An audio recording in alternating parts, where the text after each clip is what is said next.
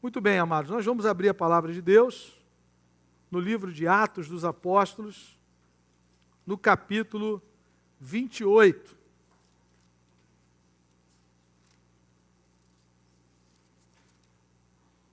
Atos, capítulo 28.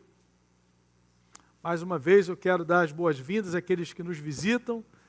Algumas pessoas estão aqui pela primeira vez, é uma alegria tê-los aqui conosco nessa manhã na casa de Deus, revendo alguns irmãos que nós não vimos há algum tempo, com alegria também de vê-los aqui, celebrando ao Senhor conosco nessa manhã, em nome de Jesus.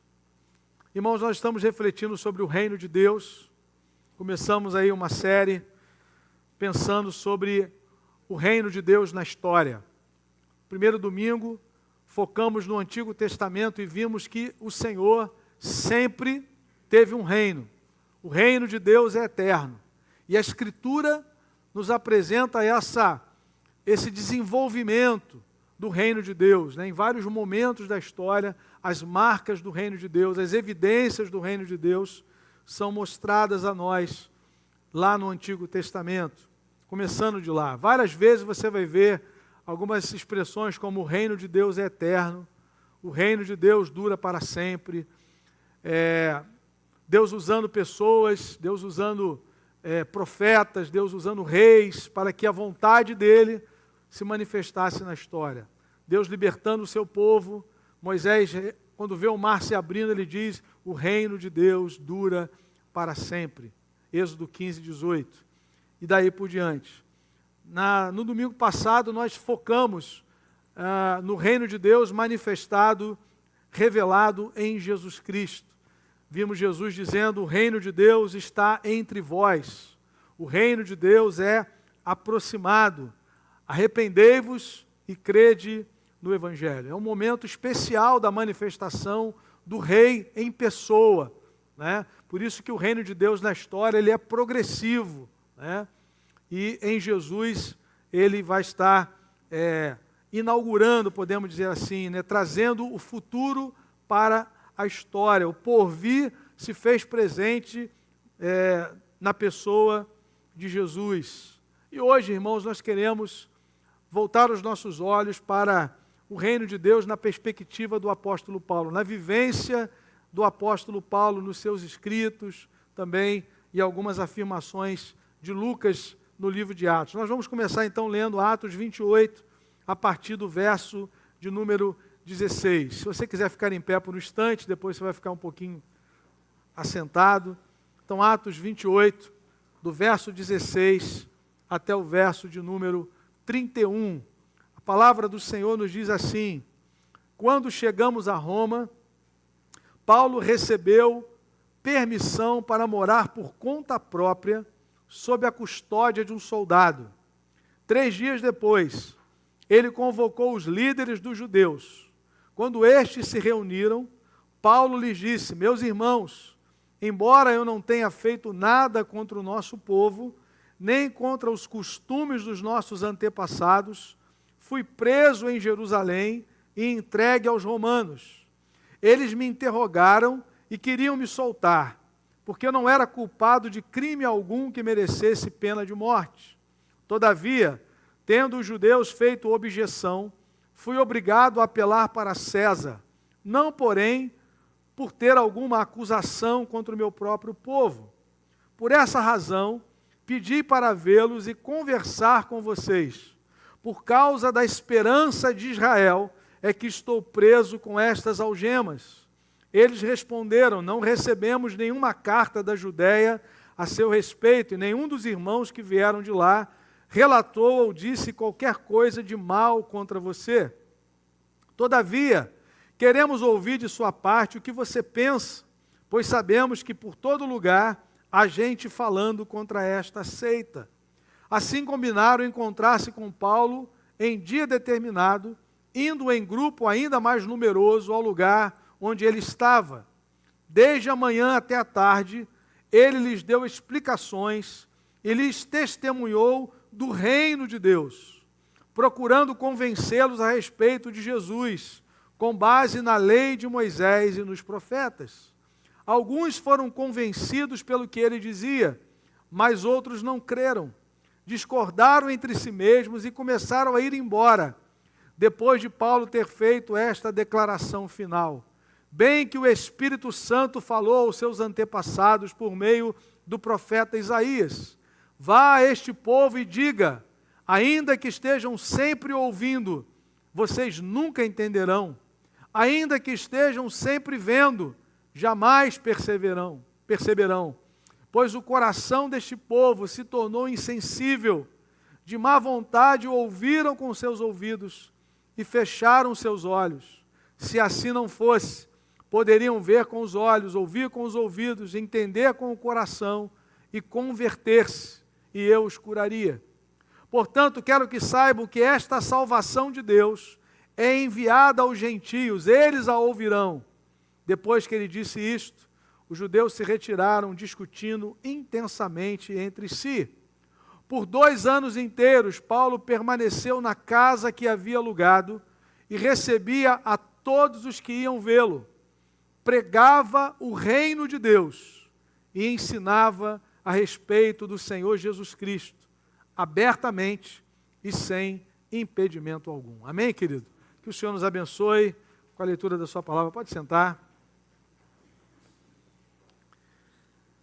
Amados irmãos, nos escritos de Paulo, o reino de Deus aparece 19 vezes. E a ênfase de Lucas, Lucas foi quem escreveu o livro de Atos, além do Evangelho de Lucas, também o livro de Atos. A ênfase de Lucas, registrada nesse livro, é que quando Paulo pregava o Evangelho de Jesus, Paulo estava pregando o reino de Deus. São expressões sinônimas no ministério de Paulo. Toda vez que ele pregava o Evangelho, ele estava falando do reino de Deus. Há pelo menos 3 passagens que nos confirmam isso. A primeira delas, Atos 19, versículo de número 8. Atos 19, versículo de número 8. A palavra de Deus diz assim: Paulo entrou na sinagoga e ali falou com liberdade durante 3 meses, argumentando convincentemente acerca do reino de Deus. Então, durante 3 meses, numa sinagoga em Éfeso, numa cidade muito importante, numa cidade portuária, numa cidade muito dada a comércio, Paulo, ele prega, e o tema da sua mensagem, diz Lucas, que era o reino de Deus. Durante 3 meses, Paulo não falou de si mesmo, Paulo não falou dos seus projetos pessoais, Paulo não falou de religião, Paulo falou do reino de Deus. No capítulo seguinte, Atos capítulo 20, quando Paulo está reunido com os presbíteros de Éfeso, na cidade de Mileto, é um momento difícil, é um momento de despedida. Percebam, irmãos, o que Paulo nos ensina nessa passagem, Atos capítulo 20, a partir do versículo 24. Todavia, não me importo, nem considero a minha vida de valor algum para mim mesmo, se tão somente puder terminar a corrida e completar o ministério que o Senhor Jesus me confiou de testemunhar do Evangelho da graça de Deus. Agora sei que nenhum de vocês, entre os quais passei pregando o reino, verá novamente a minha face. Portanto, eu lhes declaro hoje que estou inocente do sangue de todos, pois não deixei de proclamardes toda a vontade de Deus.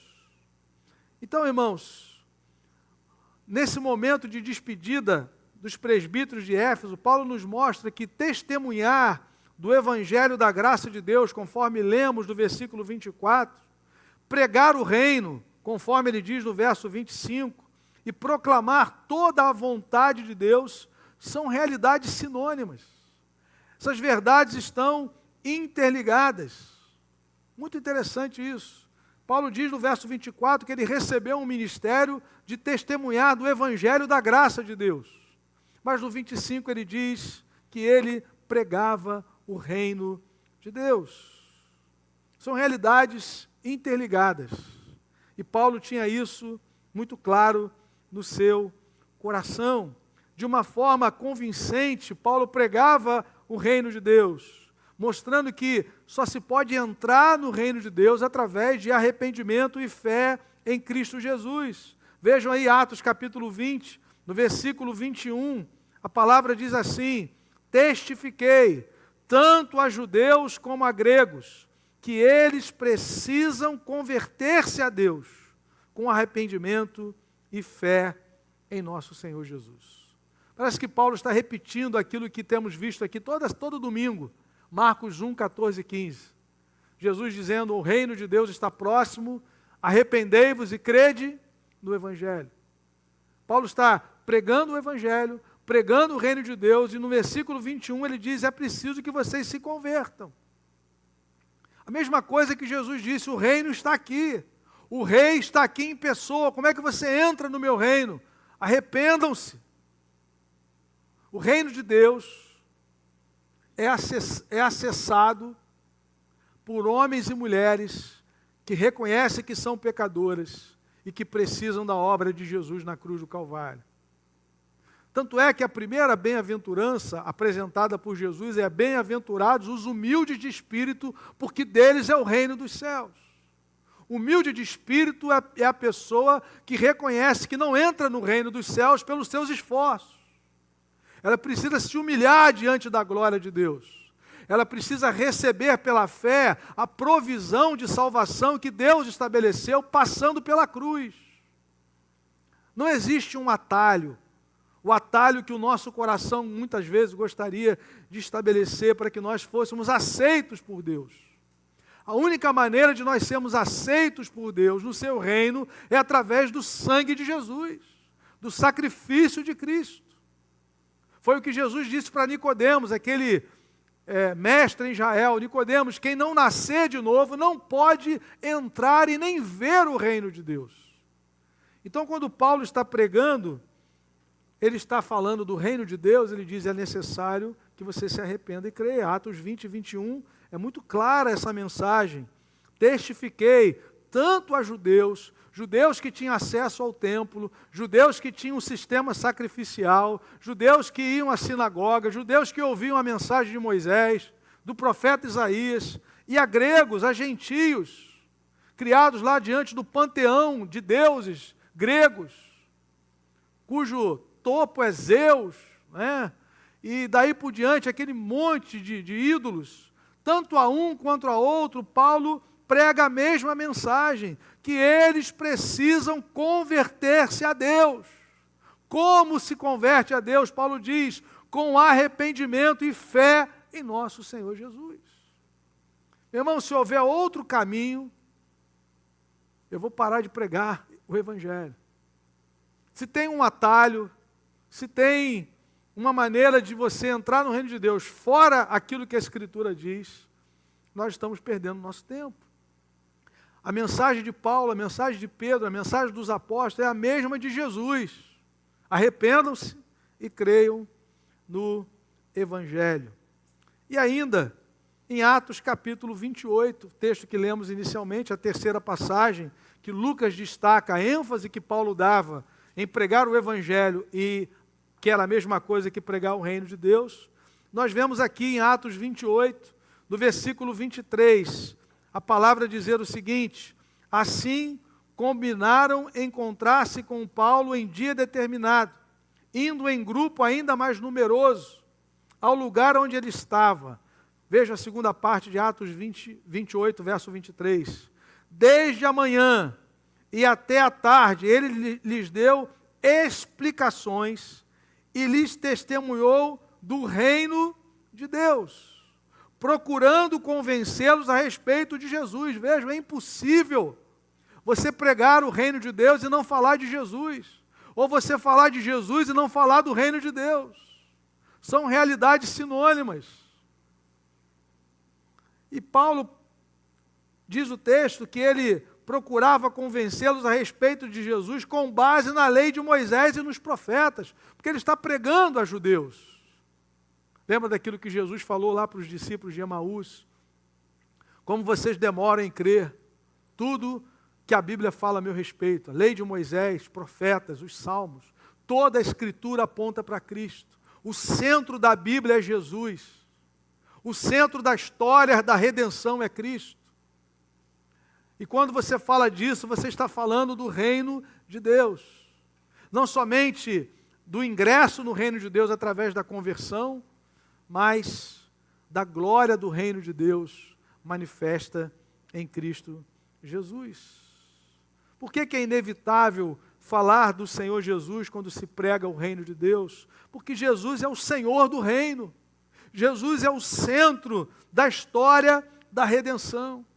Começando lá por Moisés, diz o texto aqui de Atos 20, versículo 23. Então, irmãos, com a consciência de que a pregação de Paulo era o reino de Deus, eu quero destacar nessa manhã 4 considerações do apóstolo sobre o reino de Deus. Obviamente há muitas outras. Se você ler as cartas de Paulo, você vai ver muitas afirmações sobre o reino de Deus. Eu quero destacar pelo menos 4 delas nessa manhã. A primeira delas, Paulo tinha certeza de que o reino de Deus é estabelecido pelo poder de Deus.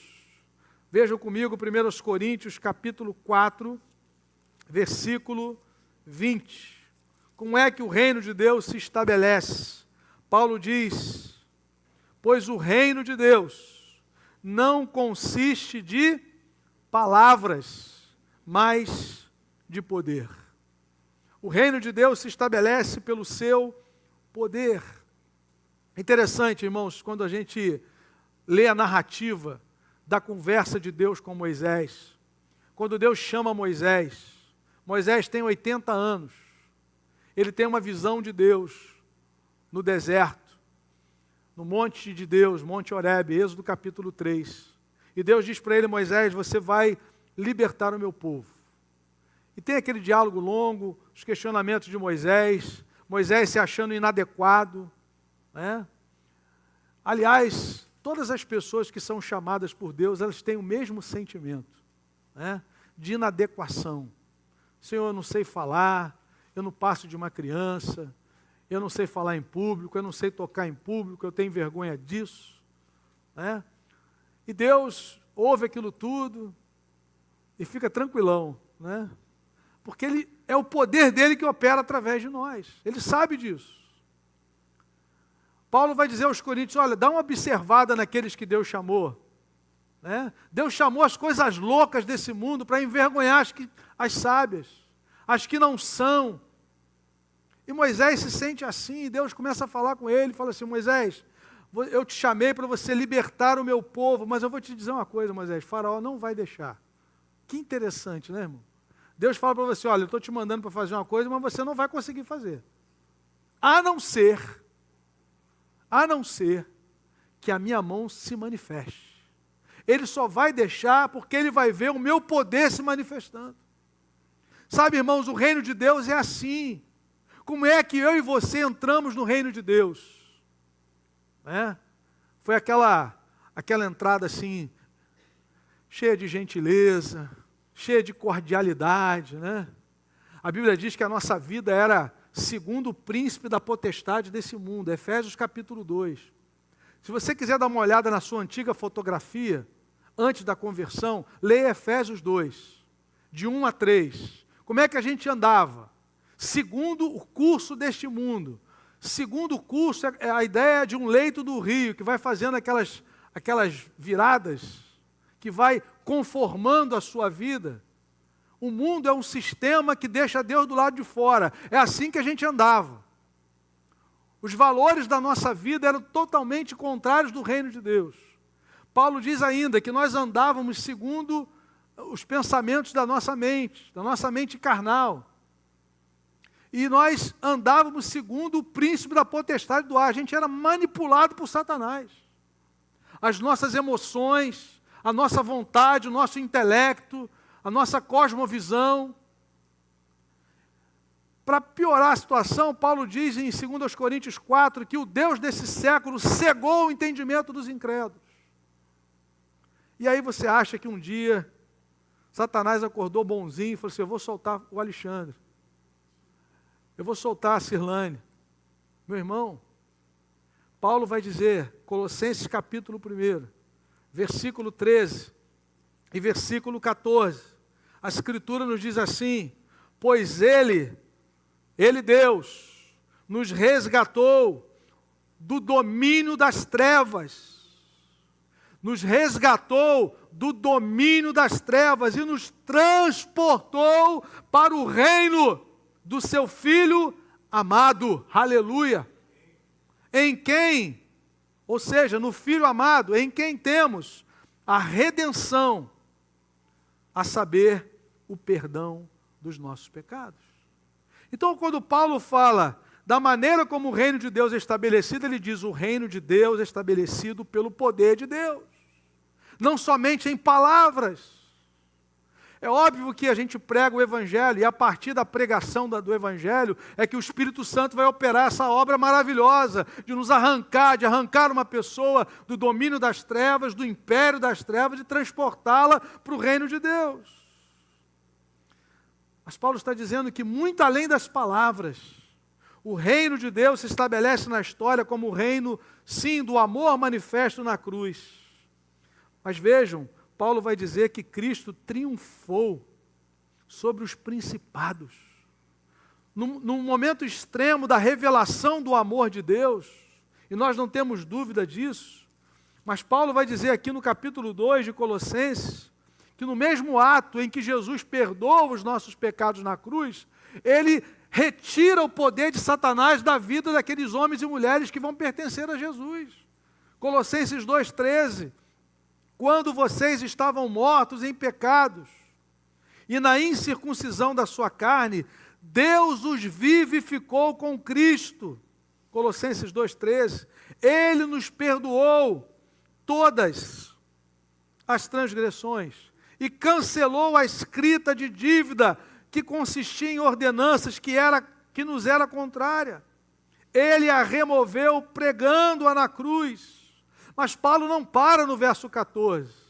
Ele não diz que somente na cruz Cristo cancelou os nossos pecados, Cristo rasgou a dívida, o escrito de dívida que o Satanás usava para nos acusar. Ele cancelou integralmente, louvado seja Deus. Mas além disso, Paulo vai dizer que ele, tendo despojado, verso 15, os poderes e as autoridades, e fez deles um espetáculo público, triunfando sobre eles na cruz, aleluia.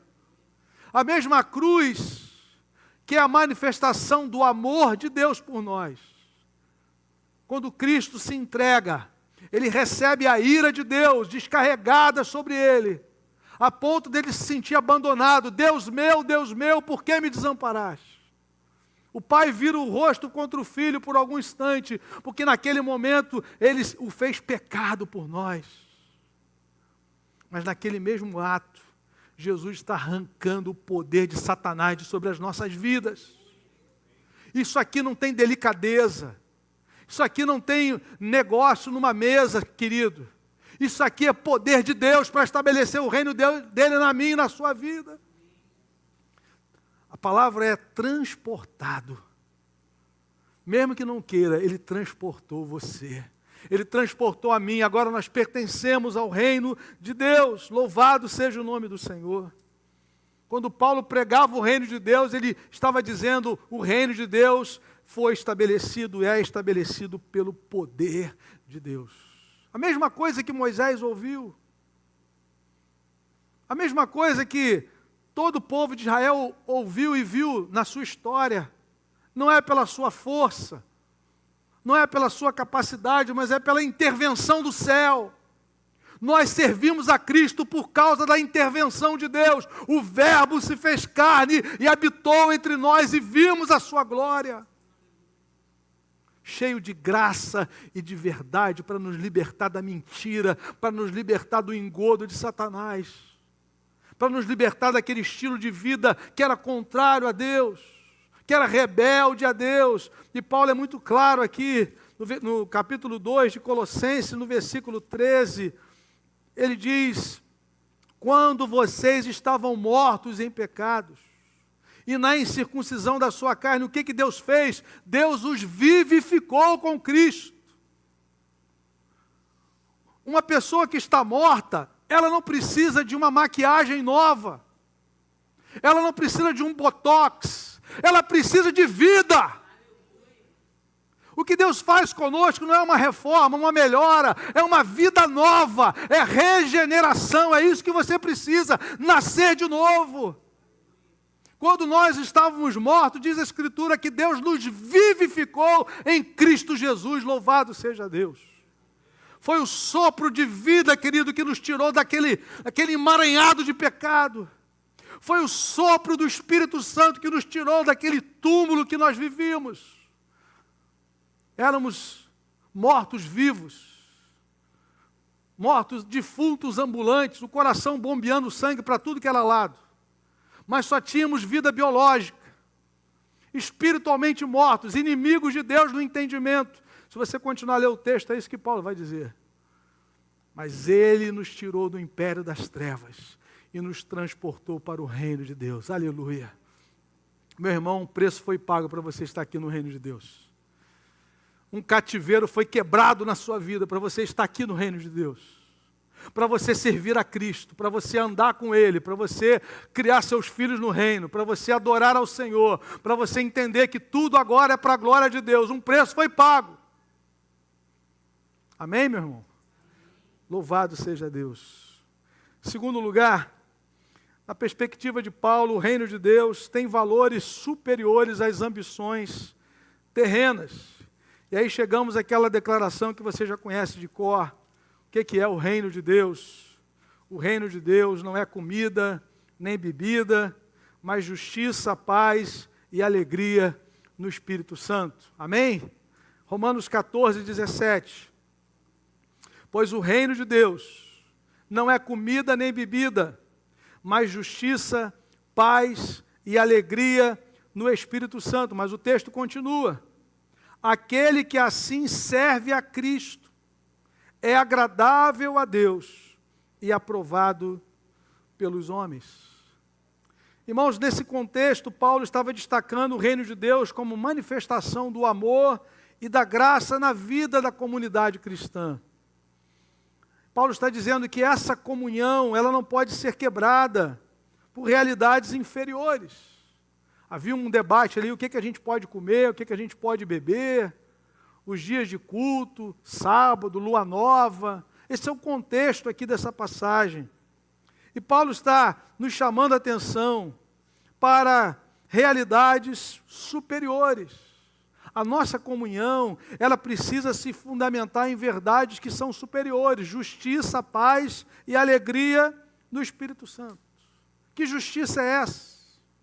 É a justiça de Deus satisfeita em Cristo Jesus.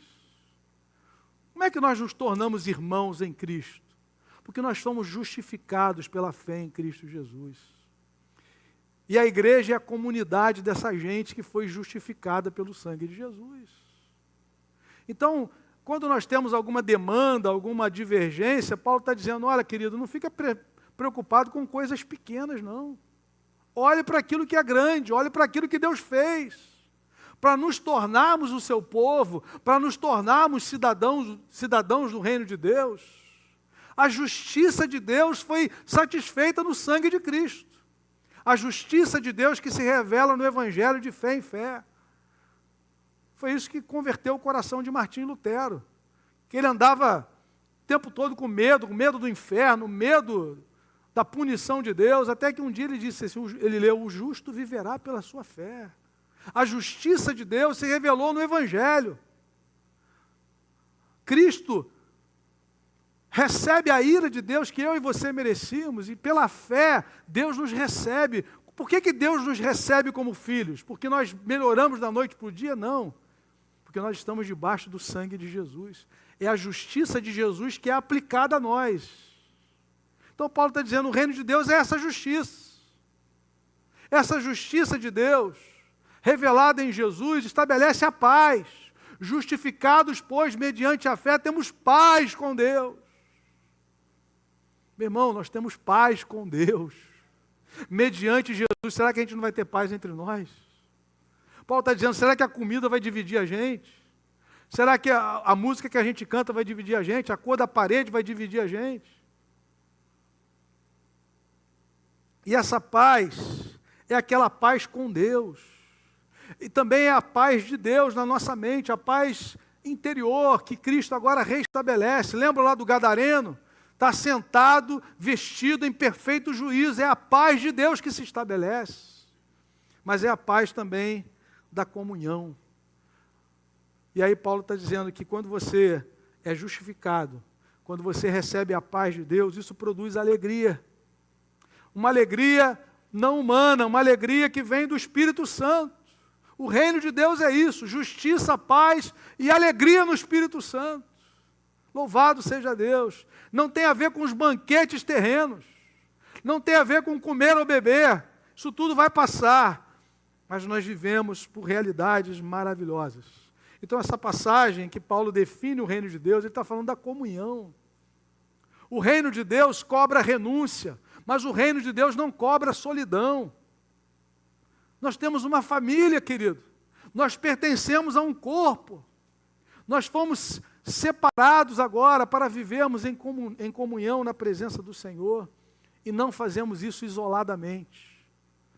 Louvado seja Deus por isso, porque esse banquete do reino é servido para a comunidade, para homens e mulheres chamados para pertencer ao Senhor. Quando você estiver passando por dificuldade, lembre-se que você não está sozinho na história. Deus tratou o coração de Elias, dizendo: Elias, ainda há 7.000 joelhos que não se dobraram diante de Baal. Você não está sozinho. Você faz parte de uma comunidade cristã. Não de homens e mulheres perfeitos, mas homens e mulheres que estão sendo santificados em Cristo. Louvado seja o nome do Senhor por isso. Amém?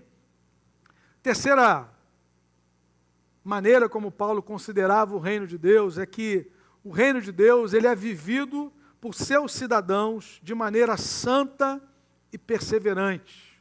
Abra comigo em 1 Tessalonicenses capítulo 2. Primeira carta de Paulo aos Tessalonicenses capítulo 2. Versículos 11 e 12. Paulo diz: Pois vocês sabem que tratamos cada um como um pai trata seus filhos, exortando, consolando e dando testemunho para que vocês vivam de maneira digna de Deus, que os chamou para o seu reino e glória.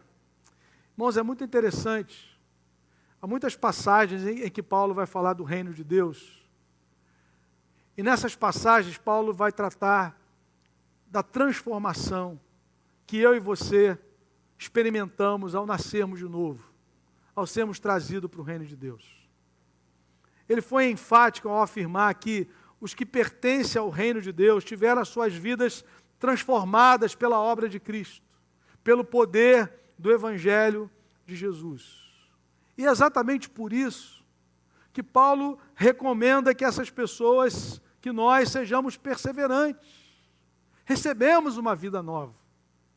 Há algumas passagens até que são um pouco assustadoras. Parece que elas estão trabalhando com a exclusão de pessoas, mas não é isso não. Essas passagens que nós vamos ler a seguir, em que Paulo fala, olha, quem pratica isso não herdará o reino de Deus, quem faz isso não herdará o reino de Cristo. Não é para mostrar que Deus tem prazer de mandar alguém para o inferno, não. É para nos mostrar a impossibilidade que nós temos de entrar nesse reino se não for para o novo nascimento. Veja comigo, 1 Coríntios, capítulo 6. Primeira carta de Paulo aos Coríntios, capítulo 6. Versículos de 9 a 11. Primeira carta de Paulo aos Coríntios, capítulo 6, de 9 a 11. Vocês não sabem que os perversos não herdarão o reino de Deus? Não se deixem enganar. Nem imorais, nem idólatras, nem adúlteros, nem homossexuais passivos ou ativos, nem ladrões, nem avarentos, nem alcoólatras, nem caluniadores, nem trapaceiros herdarão o reino de Deus. Se parar no versículo 10 vai ser um pavor. Vai ser um pavor. Então parece que o texto está falando de exclusão. Mas olha o versículo 11. assim foram alguns de vocês. Na atualizada diz assim, tais fostes alguns de vós. Paulo está dizendo naquela igreja de Corinto, olha, esse tipo de coisa aqui era praticado por um monte de gente aqui dentro. Mas o que aconteceu? O que marcou a mudança? Paulo diz, assim foram alguns de vocês, mas vocês foram lavados, foram santificados, foram justificados no nome do nosso Senhor Jesus Cristo e no Espírito do nosso Deus. Não há nenhum pecado que não possa ser perdoado, não há nenhum coração que não possa ser transformado pela graça do Senhor. Louvado seja Deus. Tais fostes alguns de vós. Gálatas capítulo 5, versículos 19 a 20, mais uma lista aí terrível. Gálatas 5, 19, você conhece bem esse texto. Até o 21, Paulo diz assim, ora, as obras da carne são manifestas, imoralidade sexual, impureza e libertinagem, idolatria e feitiçaria, ódio, discórdia, ciúmes, ira, egoísmo, dissensões, facções, inveja, embriaguez, orgias e coisas semelhantes. Paulo não fecha aqui o leque, né? E coisas semelhantes. Eu os advirto, como já antes os adverti, aqueles que praticam essas coisas não herdarão o reino de Deus. Mas é interessante que no verso seguinte ele fala, mas o fruto do Espírito. Ou seja, Paulo está dizendo, se alguém for lavado no sangue de Jesus e selado com o Espírito Santo, vai ter uma vida nova.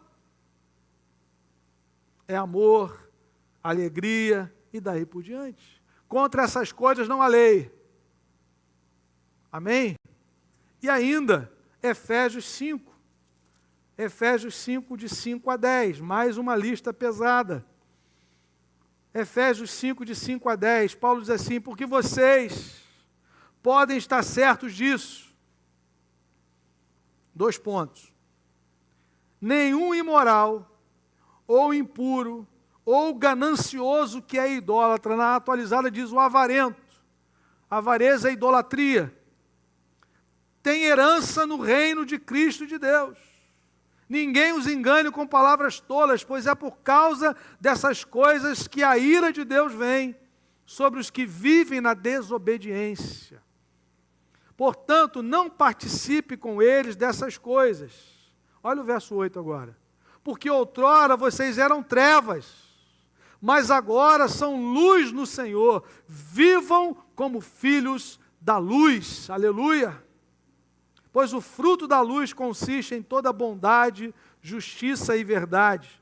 E aprendam a discernir o que é agradável ao Senhor. Então, quando Paulo apresenta essas listas assim, que aparentemente são excludentes, ele está mostrando que esse estilo de vida é anterior à conversão. É de gente que vive na desobediência. É de gente que vive um estilo de vida rebelde a Deus. Mas há saída. Mas há uma porta de mudança que é a graça salvadora. Aos Coríntios ele diz, tais fostes alguns de vós, mas vocês foram lavados no sangue de Jesus. Aqui em Efésios ele diz, vocês eram trevas, mas agora são luz no Senhor. O que mudou? O poder do Evangelho. O poder salvador de Jesus. O poder do sangue do Cordeiro, de perdoar, de libertar, de cancelar pecado, de mudar a história da gente. De nos transportar do império das trevas e nos trazer para o reino de Deus. Então Paulo diz, se você vive assim agora, você precisa ser perseverante e perseguir uma maneira santa de viver na história. Sendo assim, os cidadãos do reino têm como alvo viver uma vida santa e perseverante diante das tribulações nesse mundo. Atos 14, 21 a 22, Paulo diz que nós devemos permanecer firmes diante das tribulações. Nos importa passar por várias tribulações para entrarmos no reino de Deus. Atos 14, 21 e 22. Obrigado, querido.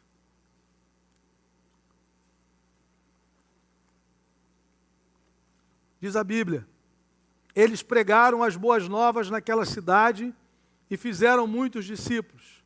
Veja que fazer discípulos no Novo Testamento está ligado ao Evangelho. Pregar o Evangelho e fazer discípulos. Então voltaram para Listra, Icônia e Antioquia, as igrejas que já tinham sido plantadas. Fazendo o quê? O que eles foram fazer lá? Paulo e a sua equipe de ministério. Fortalecendo os discípulos, encorajando-os a permanecer na fé, dizendo: é necessário que passemos por muitas tribulações para entrarmos no reino de Deus. Então Paulo está dizendo: cidadão do reino dos céus, tem um estilo de vida novo agora. Um estilo de vida de santidade e de perseverança diante das tribulações desse mundo. Amém, amados? E por último, Paulo nos ensina sobre o reino de Deus, que o reino de Deus está presente na história, mas ainda não se consumou. Paulo diz isso claramente, escrevendo aos Coríntios, no capítulo 15. Esse capítulo 15 de 1 Coríntios é um capítulo em que Paulo, em todo o capítulo, trata da ressurreição. Ele começa falando da ressurreição de Cristo, depois ele fala da ressurreição daqueles que pertencem a Cristo. Ele diz aí, no capítulo 15, que ele estava lembrando aqueles irmãos lá em Corinto do evangelho que ele havia pregado. No versículo 3, pois o que primeiramente lhes transmiti foi o que eu recebi. Cristo morreu pelos nossos pecados segundo as Escrituras. Por que que Cristo morreu? Pelos nossos pecados, segundo as Escrituras. Depois ele diz, foi sepultado e ressuscitou no terceiro dia, segundo as Escrituras. Então, amados irmãos, Paulo está falando da ressurreição de Cristo. Na sequência do capítulo, ele vai dizer que não somente Cristo ressuscitou, mas aqueles que são de Cristo vão ressuscitar um dia. Versículo de número 22. Pois da mesma forma como em Adão todos morrem, em Cristo todos serão vivificados. Mas cada um por sua vez. Cristo o primeiro, depois quando ele vier, os que lhe pertencem. Então Paulo está apontando para uma ressurreição futura. Então, na perspectiva de Paulo, o reino de Deus já estava presente, mas ainda não havia se consumado. A partir do verso 20 até o verso 28, eu quero ler então do verso 24 ao 28. Então virá o fim, quando ele entregar o reino a Deus o Pai, depois de ter destruído todo domínio, autoridade e poder, pois é necessário que ele reine, até que todos os seus inimigos sejam postos debaixo dos seus pés. O último inimigo a ser destruído é a morte, porque ele tudo sujeitou debaixo dos seus pés. Ora, quando se diz que tudo lhe foi sujeito, fica claro que isso não inclui o próprio Deus, que tudo submeteu a Cristo. Quando, porém, tudo lhe estiver sujeito, então o próprio Filho se sujeitará àquele que todas as coisas lhe sujeitou, a fim de que Deus seja tudo em todos. Paulo diz, convém que ele continue a reinar. Verso 25, é necessário que ele reine. A ideia é, no original, que ele continue reinando. Cristo já está reinando, o reino de Cristo já está entre nós. Ele disse, o reino de Deus está em vocês. O reino de Deus é chegado, mas ainda não está na sua plenitude. Quando é que isso vai acontecer? Quando ele retornar. Então se verá o Filho do Homem vindo sobre as nuvens com poder e grande glória. Amém? E ainda, Mateus 26, quando Jesus está conversando ali com o sumo sacerdote, veja o que Jesus declara, Mateus 26, versículos 62 a 64. A palavra do Senhor diz assim, então o sumo sacerdote levantou-se e disse a Jesus, você não vai responder à acusação que estes lhes fazem? Mas Jesus permaneceu em silêncio. O sumo sacerdote lhe disse, exijo que você jure pelo Deus vivo. Se você é o Cristo, o Filho de Deus, diga-nos. Jesus responde no verso 64, tu mesmo o disseste.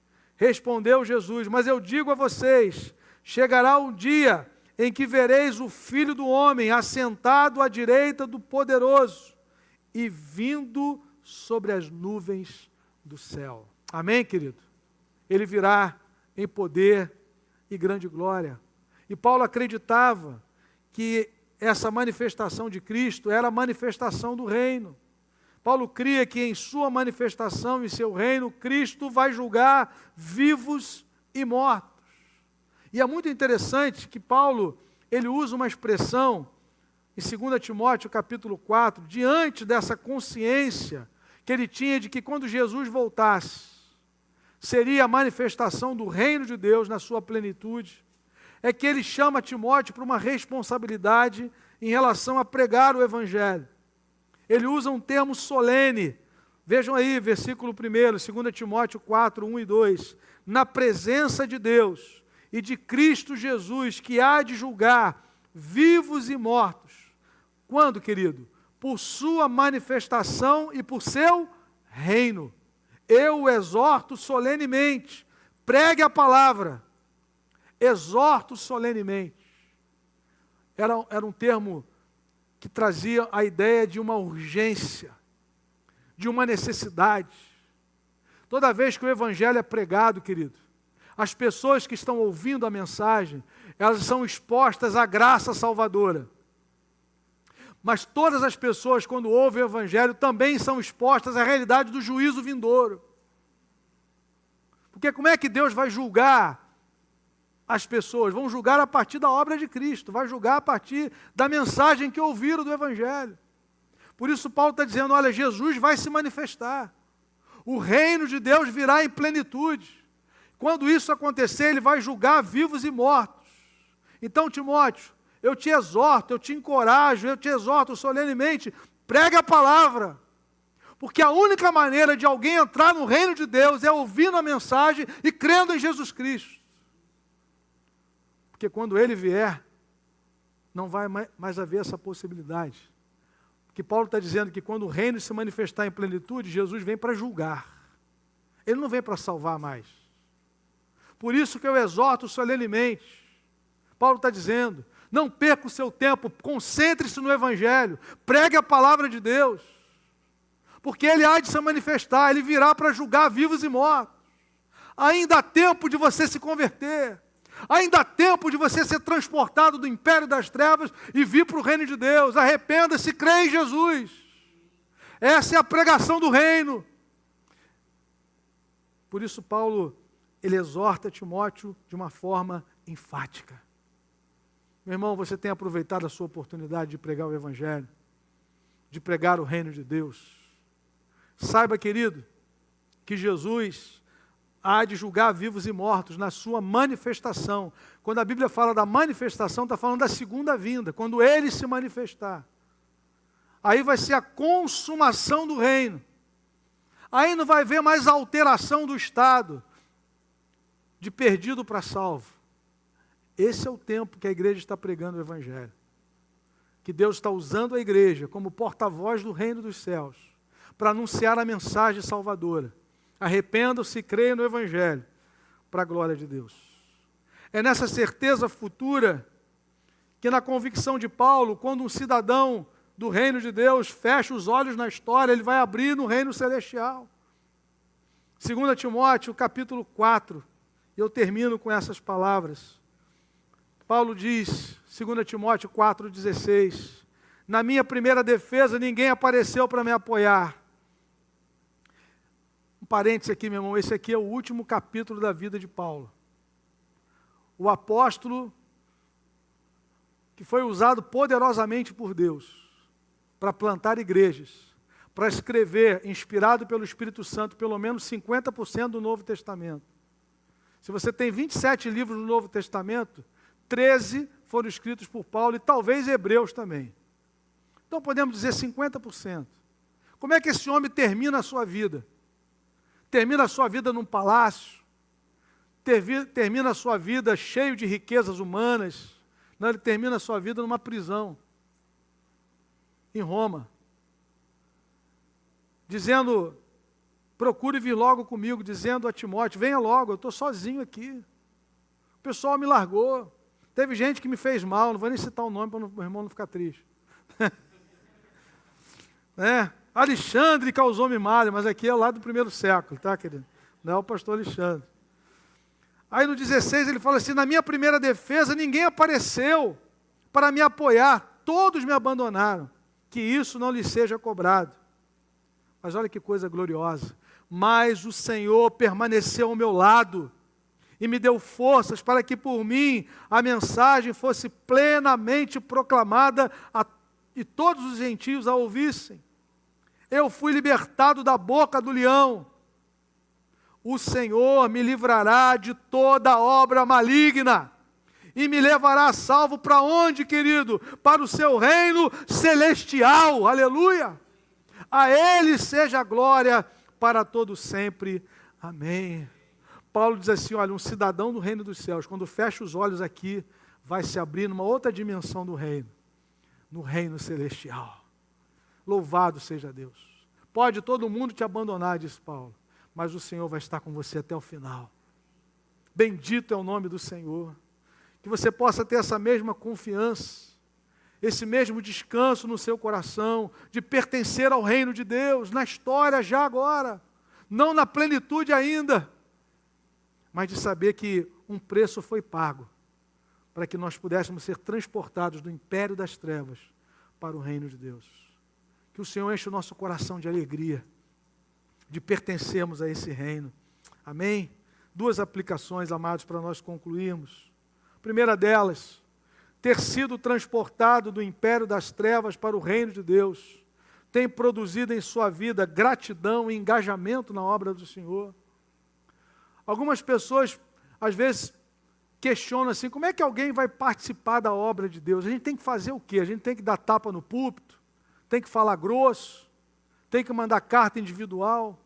Meu irmão, eu entendo que se ser transportado do império das trevas, trazido para o reino de Deus, poder dizer como aquele homem, eu era cego e agora eu vejo, eu era perdido e agora sou salvo, se isso não move o meu coração e o seu para sermos gratos a Deus e participarmos da obra, não tem mais nada nesse mundo que possa fazer um crente trabalhar no reino de Deus. Não tem mais nada. Lembra daquela pecadora que entra no ambiente em que Jesus está, no jantar, e começa a beijar os pés dele, e chorar, e enxuga os seus cabelos, as lágrimas com os seus cabelos. Aí o dono da casa, que é um fariseuzaço, fica incomodado com aquilo, e pensa consigo mesmo, olha, se Jesus soubesse, se Jesus fosse profeta, já mandava essa mulher embora, porque ele não sabe quem é essa dona. Aí Jesus conta uma parábola, Simão, um credor tem 2 devedores, um deve 5.000, o outro deve 500. Ele perdoou a ambos, quem vai amar mais? Aí ele falou, suponho aquele que foi perdoado de uma dívida maior. É exatamente isso. Os 2 credores é Simão e a mulher. Só que a mulher reconhece que é pecador e Simão acha que não é. Mas o credor perdoou a ambos. A graça foi oferecida. E Jesus fala uma coisa ali que me marca profundamente. A quem muito se perdoa, muito se ama. Amém, meu irmão? Se você tem consciência de quem era você, de quem é você agora na graça, debaixo da graça de Deus. Se você tem a consciência de que você vivia no império das trevas, a sua vida era essa, e Deus transporta você para o reino dele. Meu querido, não sei porque você está com a boca fechada, e não glorifica a Deus na sua vida, e não se engaja no reino de Deus, diz, Senhor, eu quero que essa bênção seja para outras pessoas também, essa bênção não vai parar em mim. Eu não sou salvo pelas obras, eu sei de onde eu vim. Tais fostes alguns de vós, mas vocês foram lavados. O texto não é para excluir pessoas, o texto não é para a gente ficar julgando pessoas, o texto é para mostrar o tamanho da graça de Deus, que pode alcançar quem for nesse planeta. Paulo diz, vocês eram trevas. Maneira delicada, né? Chega aqui, bom dia, meu irmão, você era treva, né? Mandar o pessoal da recepção, toda vez que chegar, você era treva, agora você é luz, né? Que coisa linda. Mas isso aqui, meu irmão, isso é obra de Deus. Então, se isso aqui não me move a ser grato, a consagrar minha vida ao Senhor, a querer me engajar no reino, a desenvolver os dons e talentos que Ele deu para a glória dEle, então mais nada vai mover você. Não vou nem perder meu tempo de falar grosso e dar tapa no púlpito. Até porque esse aqui, se eu der um tapa aqui... Segunda aplicação, meu amado. A certeza de que o reino será consumado na vinda de Cristo e que ao morrermos em Cristo entraremos no reino celestial, tem produzido confiança e descanso de Deus em sua vida. Paulo diz, o Senhor me livrará de toda obra maligna, aleluia. Pastor, acordei e tinha um sapo na minha porta e o meu nome estava na boca do sapo. O Senhor me livrará de toda obra maligna. Pode colocar o teu nome na boca do sapo, porque o nosso nome está escrito no livro da vida, pelo sangue do Cordeiro. Glória a Deus. Ele me livrará de toda obra maligna e me levará salvo. Para onde? Para o seu reino celestial. A Ele seja a glória para todo sempre. Amém. Isso aqui, querido, deve produzir confiança e descanso no nosso coração. Nós vamos viver essa vida, não sei por quanto tempo, quantos anos ainda temos aqui na história, mas quando os nossos olhos se fecharem aqui, a gente vai dar de cara com Jesus. Aí, meu irmão, é só alegria, né? Se nós já temos alegria hoje de andar na presença dEle aqui, mesmo nesse mundo desconectado de Deus, imagine aquilo que João diz, quando Ele se manifestar, seremos semelhantes a Ele, porque haveremos de vê-lo como Ele é. Agora, para isso, o preço foi pago. O Cordeiro entregou a vida dele por mim e por você. Você não vai entrar no reino celestial por você mesmo. Paulo diz, Ele me levará salvo. O Senhor que entregou a vida por mim e por você. O reino de Deus está aí. O reino de Deus é chegado. Arrependa-se e creia no Evangelho. Vamos orar, curva a sua cabeça, feche seus olhos. O Senhor está te chamando nessa manhã a pertencer ao reino dos céus, a pertencer ao reino de Deus. Eu quero orar por você, você que está aqui nessa manhã, você que está em casa. É um momento de decisão na sua vida. Essa obra que Jesus fez é para alcançar você. É para mudar você, é para transformar você, é para encher você de alegria, de esperança, de viver nesse mundo, na certeza de que nós vamos viver a eternidade com o Senhor. Mas essa bênção é para aqueles que creem em Cristo, é para aqueles que reconhecem que são pecadores, mas que creem na obra de salvação. Você já fez isso? Jesus disse, arrependa-se e creia no Evangelho. O Evangelho é Cristo, é a obra de Jesus. A igreja está em oração e eu quero orar por você nessa hora.